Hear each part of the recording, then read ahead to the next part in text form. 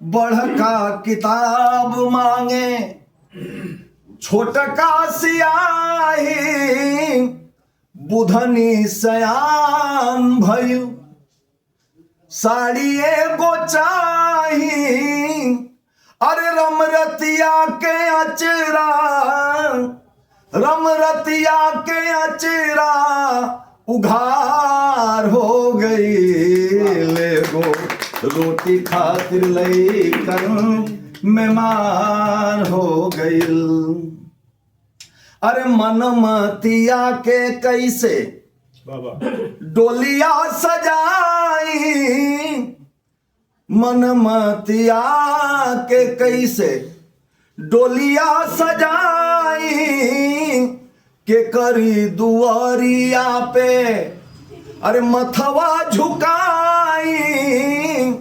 अरे अब हिन सोचते रही कि, अब हिन सोचते रही कि भिनुसार हो गई।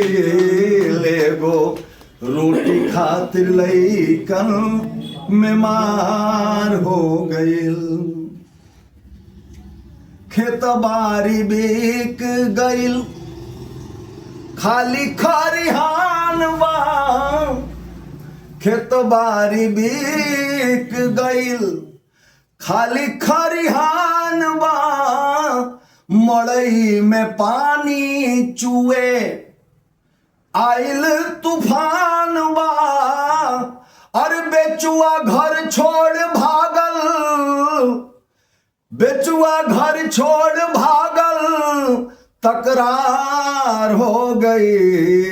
एगो रोटी खातिर लइकन मेहमान हो गईल।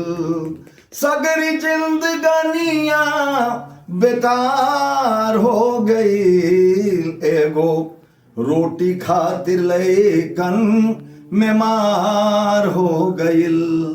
अरे बतिया विनम्र जी के, बतिया पाठक जी के हम मान जैती। अरे दुईगो के ही बाद रेसन करौती। अरे इतने खुशी बाटे आगे के सुधार हो गई। कल मेहमान हो गए। बहुत बहुत धन्यवाद। और